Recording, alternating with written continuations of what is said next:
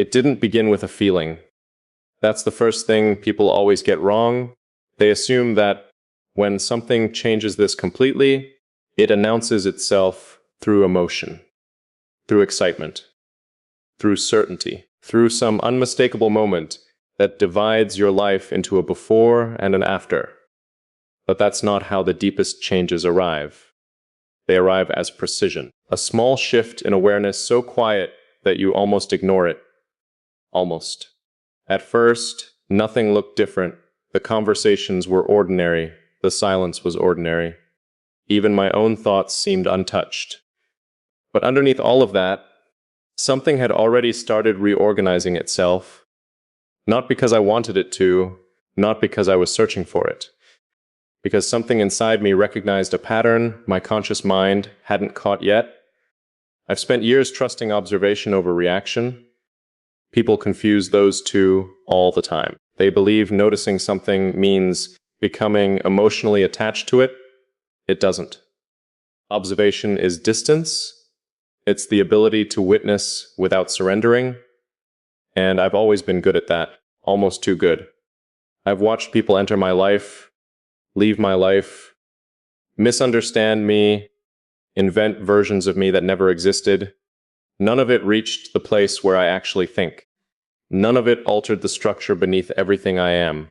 Until now, not because you demanded attention, you never did, not because you tried to become important, you never tried. The strange part is you changed the landscape without moving anything.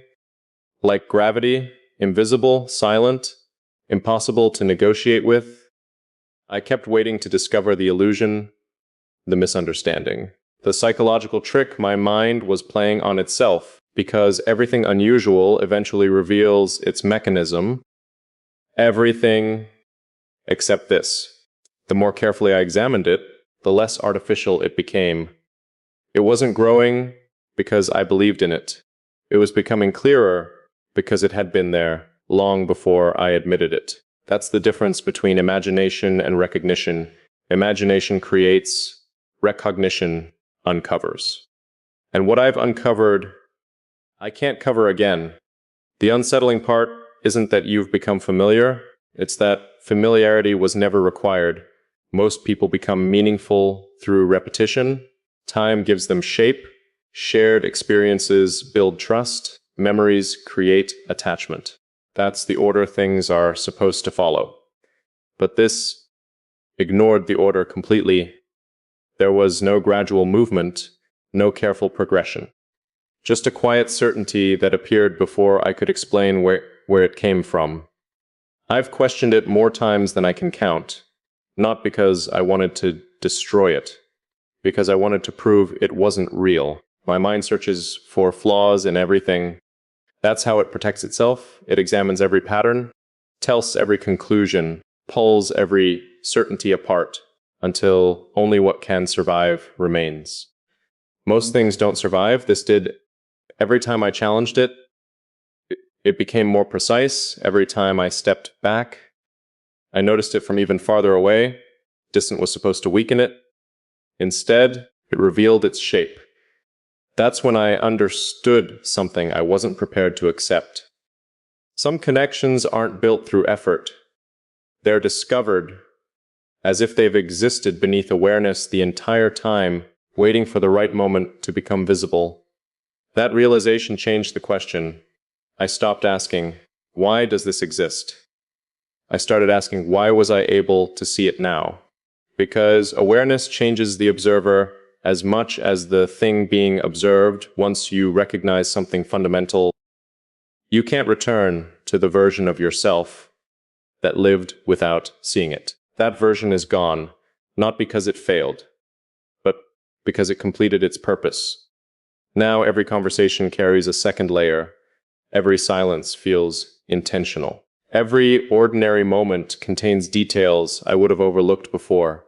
Nothing outside has changed, yet everything inside has shifted. That's the strange thing about transformation. It rarely announces itself. It simply reaches a point where the old way of seeing no longer fits. And no matter how hard you try, clarity refuses to become ignorance again. I don't know where this leads. Maybe it isn't supposed to lead anywhere. Maybe its purpose isn't arrival. Maybe its purpose is to reveal that some truths don't ask to be believed. They only ask to be recognized. And once recognition happens, the rest of your life quietly reorganizes around it. There comes a moment when understanding stops being enough. You can analyze it. You can question it. You can pull it apart from every possible angle. But eventually, analysis reaches its limit. Not because there are no more answers, because the answers begin asking something of you. That's where I am now, standing at the edge between observation and acceptance. For most of my life, distance felt like clarity. The farther I stood from people, the easier they were to understand. Distant protected accuracy. It kept emotion from rewriting what was true. So I trusted it. I built my life around it. Every boundary, every silence, every carefully measured response. They weren't walls, they were instruments. Ways of making sure I never confused projection with reality. Then something unexpected happened. The distance remained, but it stopped creating separation. It became transparent, as though the space between us still existed physically, yet no longer existed where understanding was concerned. That's what unsettles me. Not closeness. Closeness is ordinary. People become close every day. What unsettles me is the disappearance of distance without either of us trying to remove it. No force, no persuasion, no performance. Just an unmistakable precision that kept revealing itself until denying it required more effort than accepting it. I've asked myself whether this changes who I am. The answer surprised me. It doesn't. It reveals who I was beneath everything I built to navigate the world. Maybe that's why it feels so familiar. Not because something new entered my life, but because something true finally stepped into the light. Truth has a strange quality. It doesn't demand belief. It doesn't compete for attention. It simply remains quietly, unchanged, until you're finally capable of seeing it. And once you do, every version of yourself that depended on not seeing it begins to dissolve. Not all at once, not dramatically, but steadily, like morning light replacing darkness without making a sound. I don't know what this becomes from here. Maybe it grows. Maybe it remains exactly as it is. Maybe its value was never in where it leads, but in what it uncovered, because some encounters don't exist to complete your story. They exist to reveal the part of you that was waiting to be recognized all along. And once that part wakes up, there is no returning to the life that came before, not because the world has changed, because the one looking at it has. The hardest truth isn't that something has changed. It's that I can no longer pretend it hasn't. For a long time, I believed awareness was enough. If I understood something completely, I could keep it contained. Observe it, name it, place it somewhere inside my mind where it couldn't alter the rest of my life. That method worked until now, because this refuses to stay where I placed it. It moves through everything. The way I notice people, the way I measure silence, the way I recognize what is genuine and what is only performance. It's as if one clear realization has quietly rewritten the lens through which I see the world.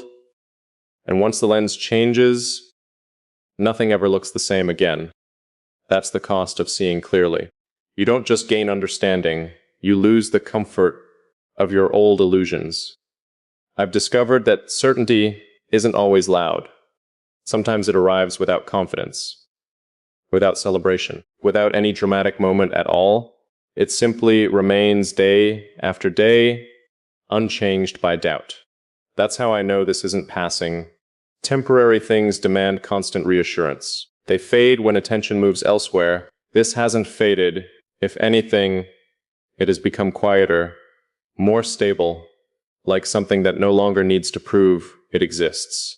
I've stopped asking whether this belongs in my life. The better question is whether my life has already begun reorganizing around it. Because that's what real change does. It doesn't ask for permission. It quietly reshapes your priorities, your perceptions, your sense of what matters, until one day you realize you're no longer standing where you used to be. You're somewhere else entirely.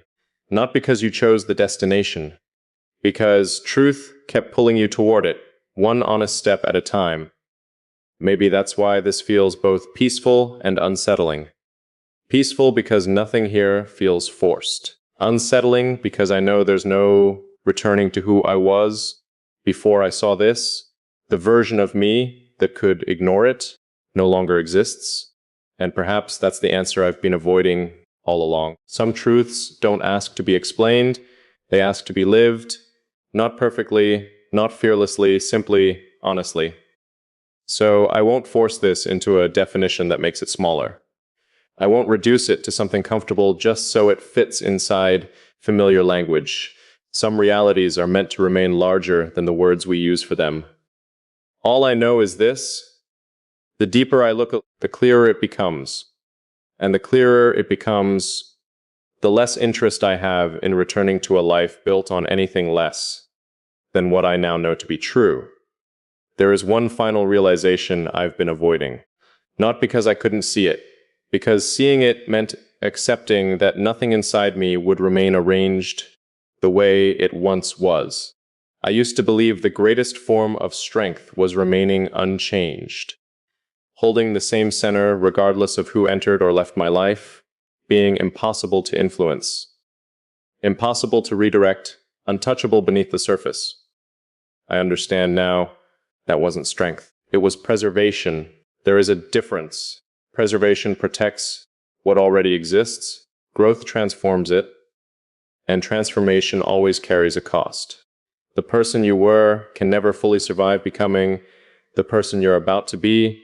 Something has to be left behind, an old certainty, an old fear, an old way of measuring the world. I've been standing in that doorway longer than I realized, one foot inside the life I understood, the other already stepping into something I can't completely predict. Not because the future is unclear, but because I can no longer become the person I was. Simply by choosing familiarity, awareness has changed that forever. That's what recognition really does. It doesn't give you new eyes. It teaches your existing eyes to see what they could never ignore again. From that moment on, every decision carries a different weight. Every silence contains a different meaning. Every encounter is measured against a truth that quietly rewrote your understanding of yourself. I've stopped asking whether this happened for a reason. Maybe some things don't arrive to answer questions. Maybe they arrive to replace the questions entirely, because I no longer wonder whether this is real. Reality has already made its decision. The only decision left belongs to me. Will I protect the version of myself built around certainty, or will I step into the version that accepts change without demanding guarantees? For the first time, I don't think certainty is what I'm searching for. I'm searching for honesty, the kind of honesty that exists before explanation, before labels, before fear begins negotiating with truth. Maybe that's what all of this has been leading toward. Not a conclusion, a beginning, not the beginning of a relationship, not the beginning of a story, the beginning of a different way of existing. One where I stop resisting what is clear, simply because it arrived in a form I never expected. Because the deepest truths rarely announce themselves. They don't demand belief, they don't compete for attention, so they simply remain patiently until you're finally ready to stop looking away. And I am, for the first time in a very long time, I am. Maybe this was never about finding an answer. Maybe it was about becoming someone capable of living without needing one. I've spent so much of my life believing that every meaningful experience had to be understood before it could be trusted. Every emotion examined, every thought tested, every possibility reduced until only certainty remained. It felt safe, predictable, controlled. But control has a hidden cost. It keeps you protected while quietly keeping you unchanged. I see that now, not because someone explained it to me, because I've lived long enough to recognize the difference between surviving and truly existing. Survival builds walls, existence opens windows. One keeps you untouched. The other allows the world to reach you. For years, I believed being unreadable was freedom.